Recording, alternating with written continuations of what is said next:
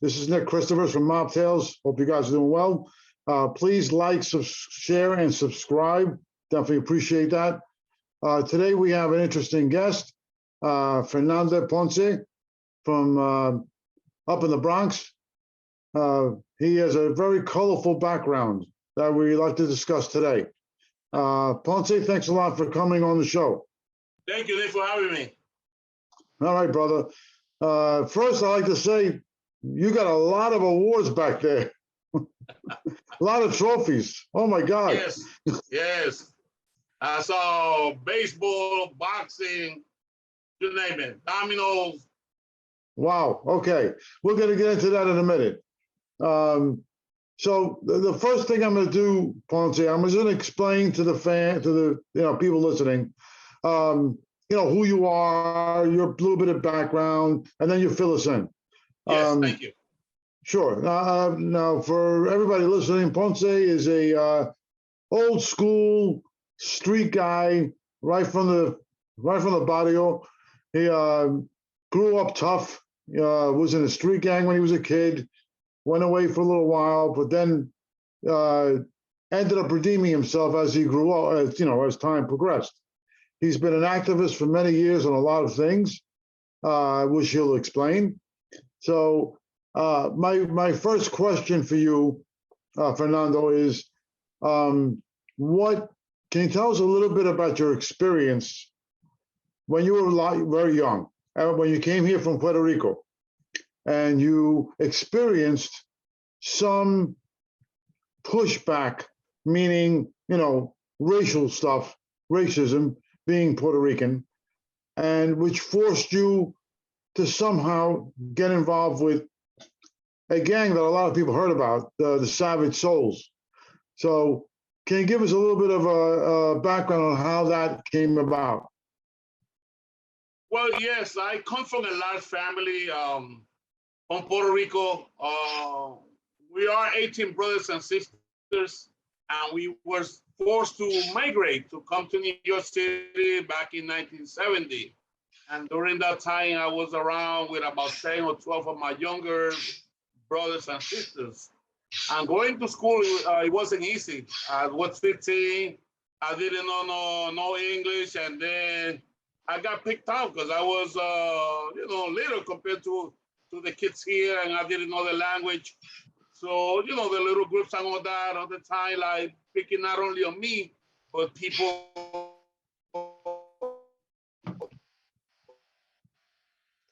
Oh, you're breaking up, Ponce. I can't hear you. A year being in New York City, I ended up joining again, called the Savage Souls. Savage Souls, that's it. Yes. Sorry. Right. It's okay. And this is a group that was founded in 1969 in the Bronx. It still exists. There's a lot of Puerto Ricans, blacks, and other Latinos involved. And so I ended up being a member. And after a while, I ended up being one of the leaders. I have my own division. I was the president of the 5th Division. And I got caught up in a case, an extortion racket. Basically, most of the gangs they were doing at that time throughout New York City. Oh, okay. So you got at what age were you at this time? At that time, I was in a gang when I was 17. I got arrested when I was 18, and I spent 3 years in jail, between jail and probation. Right, and you met somebody in jail. I can't remember his name. Starts with an M, and he kind of put you on pretty much on the right path from there. You joined you joined a group in prison called Youth. Oh my God, I forgot the name of it. Well, I joined what was called the Young Lords Party. Right, the Young Lords Party. That's it. Yes. And then Tell we me. make our own organization. Well, now, for people who don't know who the Young Lords organization is and what was the purpose of it, who founded it, maybe you can tell us a little more, because a lot of people never heard of that. Yes. Well, the Young Lords was originally was again from Chicago, and then they moved to New York City in the late '60s. And some of the well-known members and founders, Chacha Jimenez, Felipe Luciano, Juan Gonzalez, Pablo Jorua Guzman, a lot of people that are well known, through their writings in newspapers and TV and radio. Wow. Okay. And so what was the purpose of the organization was to help promote Latinos, I guess? Well, yes. Well, part of the last part about the Young Lords, it was a community organization, Yes. and they were fighting for for social justice, for jobs, for medical attention, for education, and not only that, but they was also fighting for the independence of Puerto Rico. Okay. And So some of those people, like I said, they still around. The well-known activists like Felipe Luciano, right? TV and radio station figure, Pablo Guzman from Channel 4, Juan Gonzalez from the Daily News, some of those guys. And the organization doesn't exist no more, but that was part of the things that we were doing back in the early '70s. Oh, okay. So who the gentleman that helped you to guide you in this whole thing? He was a fellow inmate. Right. I forgot his name. Starts with an M. They call him Masambula. Mazambula. That's it. Right. Yes. He was a Dominican brother. He used to pick up a lot of weights, and he was a boxer. And basically, what happened is that during those times when we were in the gangs, we used to wear like the Puerto Rican flag or any flag, like basically in our cheeks, behind our backs, in the pants, and all that. So he scored me and he told me, you don't use a flag there. The flag supposed to mean a lot to you, your heritage, your ancestors, and all that. And your flag should be by your heart. So he was the one that started educating me about, not to do these things and get involved, fighting for the rights of the prisoners at that time. Like for TVs, better food, education, bilingual counselors, and things like that. Oh, so basically, what you guys were fighting for were not, if I understand correctly, it wasn't strictly just for the Latinos. It was for all inmates. All the inmates, correct. And he's talking about Rikers Island, and that expanded to basically every other institution. Oh, okay. And I mean, so how successful was it when they were? It was very good. And they lasted from what time to what time?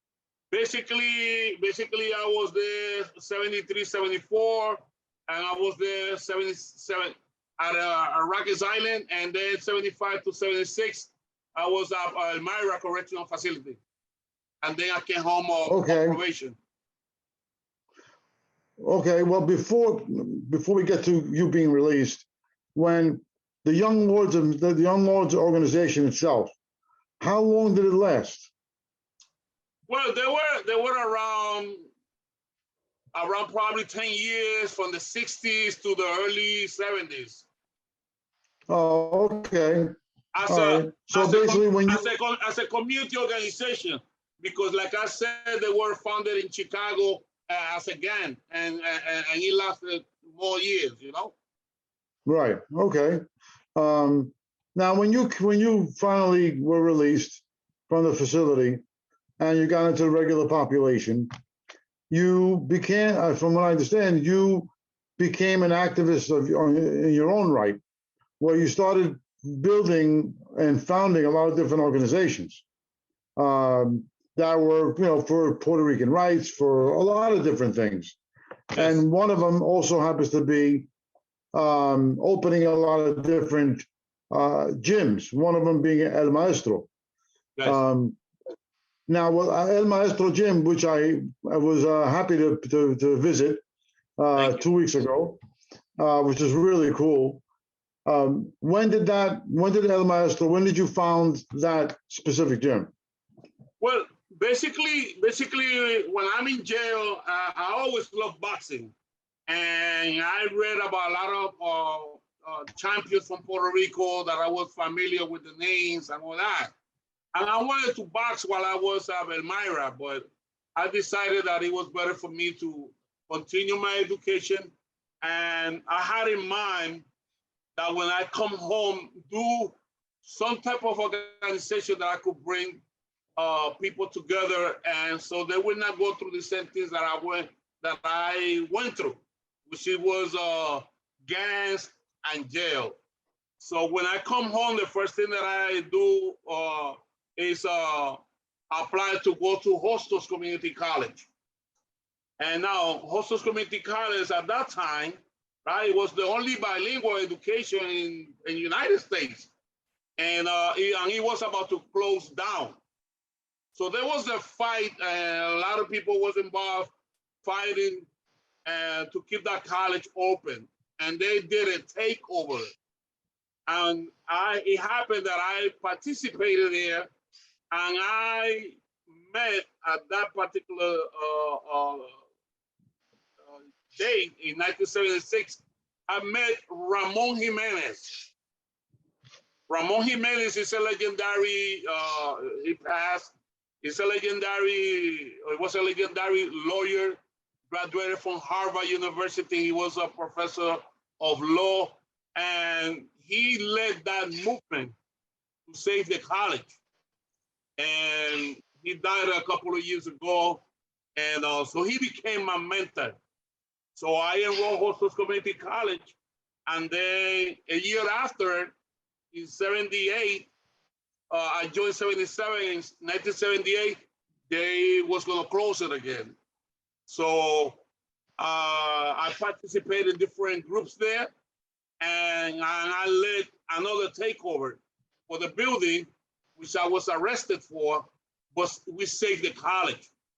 The college, for example, now is a college that have over 10,000 students. In the 70s, we have 300 students, 1,000 students. And right now, Hostos Community College up 149th Street and Grand Concourse is a big university that has basically everything that we didn't have in the 70s. No, so basically that college owes it to you and Ramon for being still there. They owe it to you guys. Yeah, that's amazing. Yes. And if I remember correctly, your mother, I think it was your mother or your grandmother, was so happy that you were able to get a college degree. My mother. If I'm correct. Your mother, yes. That was one or the other. Yes, I remember that.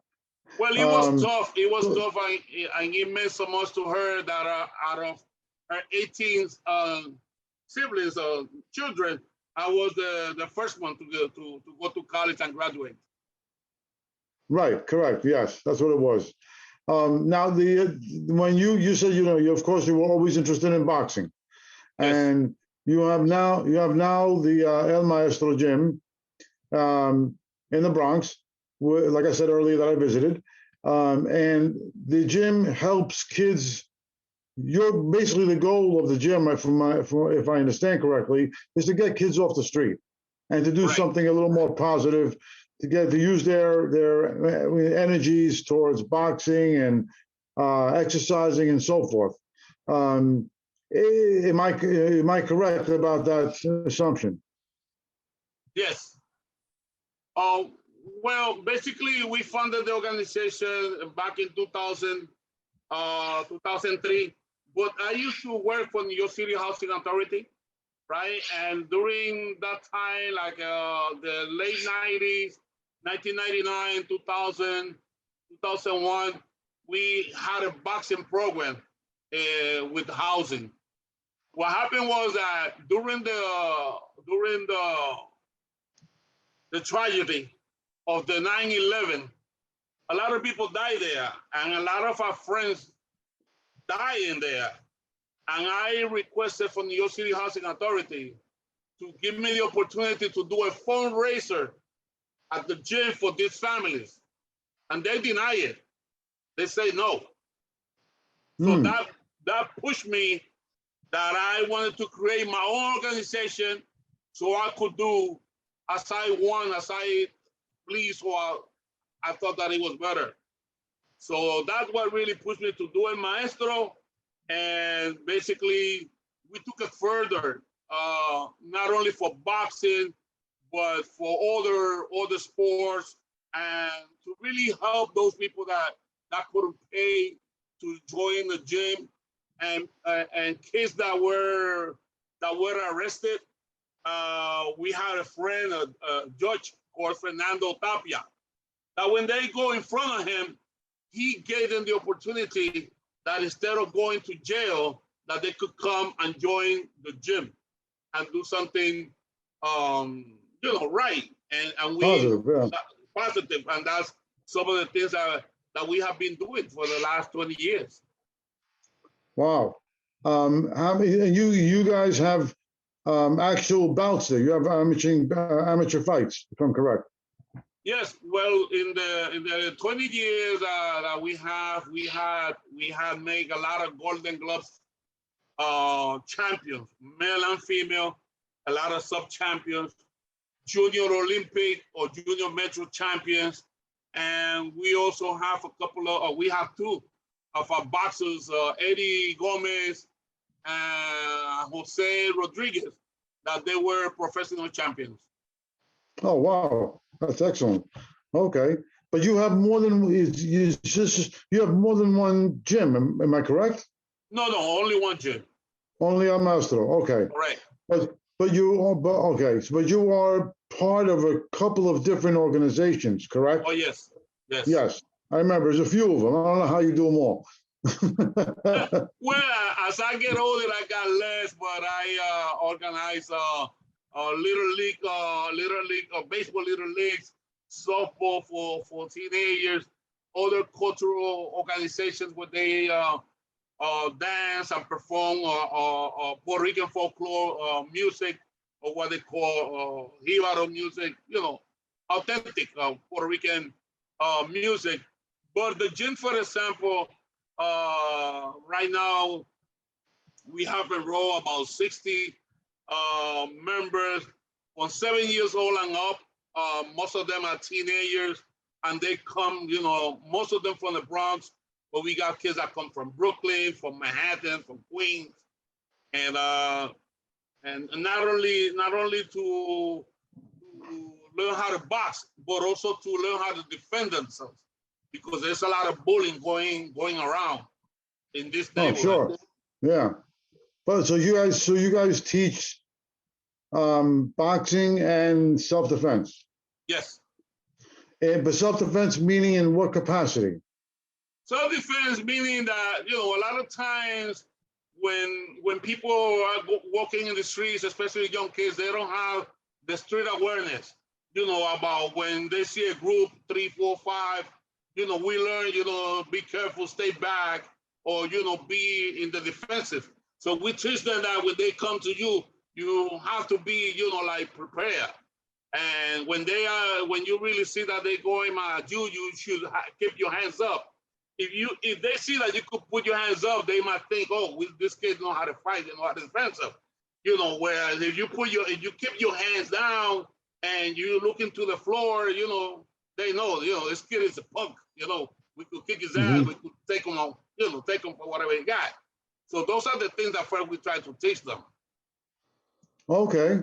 And have you ever teamed up with any other boxing gym and any kind of collaboration with any other organizations? I mean, other gyms, in any other way? We're basically, most of the gyms that are doing amateur boxing like us, they all have the same struggles that we have. Some of them might have, or they've been lucky enough that they have a group friend in politics, and they sponsor them and all that. I have a lot of friends in politics, but I haven't been lucky enough to get any help. And I'm telling you, from board president, from senators to assemblymen or councilmen, for 20 years, I have never been sponsored for any of these organizations. Basically, my support comes from parents, friends like you, like Ramon Jimenez in the past, and people that George Fernando Tapia, that they come and in-kind donations, things like that. Right. Okay. Is there any type of events, anything coming up at El Maestro that you would like people to know? Well, this Saturday coming up, we have after 3 o'clock, we're gonna have live music, we're gonna have food, we're gonna have a lot of special guests that they coming, people that promise that they donated something, and money or whatever, or even boxing equipment. So we're gonna be at the Maestro after 3 o'clock on this Saturday on the 15th. Okay. Are there any kind of bouts coming up? Any kind of fights that we should, if people would like to come and watch? At this time, not in the gym. Right now, we are in a big tournament. Right now, we just finished a tournament that it was called the Golden Gloves. Now they call them the Ring Masters. And in that tournament, we won 2 championships and a sub-champion. Now we are in a different tournament that just started last week. And these tournaments are called Ring Masters, and they're running throughout New York City. Most of the shows, they are in Gleason Gym in Brooklyn, which is one of the oldest gyms in New York City, or the oldest gym in New York City. John's Gym, there's different gyms in Manhattan. So it's a big tournament going on right now. And we have a lot of kids in that tournament. Oh, okay. My other question is, if you being that you're into boxing and everything, have there been any boxers? Well, actually, better question: is there any boxer that you liked or were inspired by? Well, basically, I was inspired by a lot of boxers that I read while I was coming up, and then I had the opportunity to meet them, like legends that just passed, like Hall of Famer Carlos Ortiz, that was very well known, in New York City, and he was our neighbor, and he used to come to see us all the time. We had Emil Griffith, Saul Mambi, Jose Luis Chegui Torres, that he used to write for the New York Post, and he used to write for Penthouse, and he was a commissioner of the boxing commissioner in New York City. Wilfredo Gomez, Iran Barkley is a good story. Still live in the neighborhood around Lincoln Hospital. And this is a kid that came up through New York City, became one of the best middleweight champions, and he's still in the community. And he always comes to the gym to support our events. So it's many boxers that had inspired me and support us. Now, the key here is that most of these champions, as we met them, they were, in the late stages of their life. A lot of them, we had to do even fundraisers for them because they didn't have the income. And compared to the guys that are out there now, that probably they are millionaires and all that, but they're not really giving to the community. Well, it's funny you brought that up. My last question is, because you're old school like me, you're a little bit older than I am. Because you grew up around the time of boxers like Jake LaMotta, Rocky Marciano, Joe Louis, yes, Sugar Ray Leonard. These were legends. Right. If you were to, not to say anything bad, but I mean, to compare the boxing of today and the boxing that you grew up on, big difference. Am I correct? Yes. Now, I mean, what in your opinion, what do you think is the big difference between the two? The big difference, I think, it has to do with the money. Back Yeah. in those days, they fought for money because they wanted to get a little house for the family and they want to, be okay. But they were more about love for the sports, and they respected their heritage. Whether you were from Puerto Rico or from Italy or from Mexico or whatever, you respected that heritage, and you wanted to fight for your flag and for your country. Right now, everything is just the money. How much money I could make. It doesn't Mhm. matter. It doesn't matter that you have a big community that is behind you. Um, they're not, to me, they're not really putting that money into helping the communities, but themselves. And it's okay, I get it, but I think that there's a lot of boxers that are really millionaires, and they could be helping not just me, but many other organizations that do boxing. I want to keep the kids off the streets. But that's the whole Yeah. idea. That's why Yes, we I use totally. boxing. Yeah, I totally agree. Well, Ponce, listen, I really appreciate you coming on the show. I know we had a little technical difficulty. No big Okay. deal. We take care of it. Yes. But I really thank you. For everything that you're doing and for giving me the opportunity to speak about an organization that we here around for 20 years and doing the best that we can for our kids. Because it's not easy to lose one of your kids to the streets or to jail. Yeah, 100%. I know that. All right. Well, thank you, Ponce, once again. Once the show comes on, we're going to be sending it over to you so you can also promote it. Thank you. No, thank you. And thank you guys for coming on the show. Please share, subscribe, and leave a comment or two. And we hope to see you next time. This is Nick Christopher's Mob Tales. Thank you.